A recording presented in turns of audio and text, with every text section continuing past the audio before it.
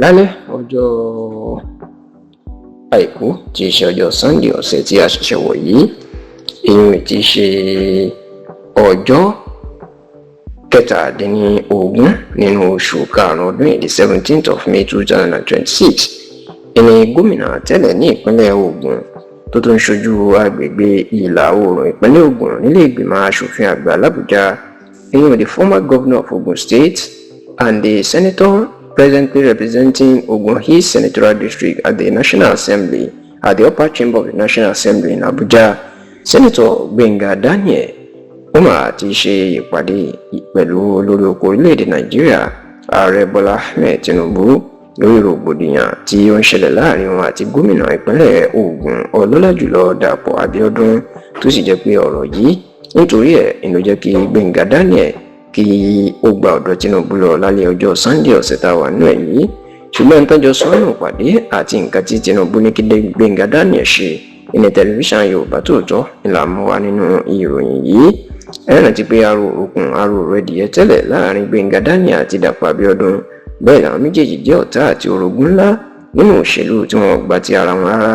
Ṣùgbọ́n lẹ́nu ọjọ́ mẹ́ta yìí, ilé ọ̀tá àti orogún àárín wọn mà tó lágbára kọjá sísọ, nígbà tí gómìnà Dàpọ̀ Abíọ́dún tó fìfẹ́ hàn láti di sẹ́nítọ̀ ní ọdún tó ń bọ̀ tí ìjọba gómìnà ọdún mẹ́jọ tó bá parí.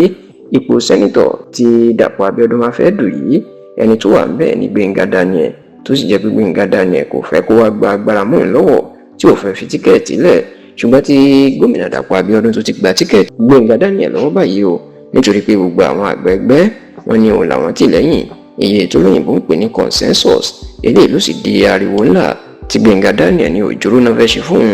ọwọ́ agbára ni wọ́n fẹ́ lò fún òun. Nígbà tọ́rọ̀ ti di woro sí woro láàrin àwọn alátìlẹyìn àti olólùfẹ́ Gbenga Daniel àti gómìnà Dàpọ̀ Abíọ́dún, ní gómìnà tẹ́lẹ̀ náà ní ìpínlẹ̀ Ògùn ìyẹn Gbenga Daniel ló máa ṣàbẹ̀wò sí ààrẹ Bọ́lá Ahmed Tinubu ní ilé ẹ̀ tó wà lágbègbè Bọ́dìlọ̀ ní Ìkòyí ní ìpínlẹ̀ Èkó lálẹ́ ọjọ́ Sunday ọ̀sẹ̀ tí a wà nínú ẹ̀ yìí. Àwọn tó súnmọ́ iléeṣẹ́ ààrẹ tí wọ́n fà àṣírí pamọ́ sí tẹlifíṣàn Yorùbá Tòótọ́ lọ́wọ́, wọn jẹ́ kó dìímọ̀ fún wa pé nítorí rògbòdìyàn tó ń ṣẹlẹ̀ láàrin Gbenga Daniel àti Dàpọ̀ Abíọ́dún ló jẹ́ kí ó ṣàbẹ̀wò sí Tinubu láti fi ọ̀rọ̀ náà tó létí gẹ́gẹ́ bí olórí àti aṣíwájú gbogbo wọn káàfàtà. Tẹlifíṣàn Yorùbá Tòótọ́ gbọ́ pé Tinubu kó pàrọwà sí Daniel láti fi tíkẹ́ẹ̀tì náà lẹ̀ fún Dàpọ̀ Abíọ́dún nítorí kí ìfẹ́ àti ìṣọ̀kan kó lè jọba nínú ẹgbẹ́ òṣèlú APC. Bẹ́ẹ̀ la gbọ́ pé Tinubu ó ṣe ìlérí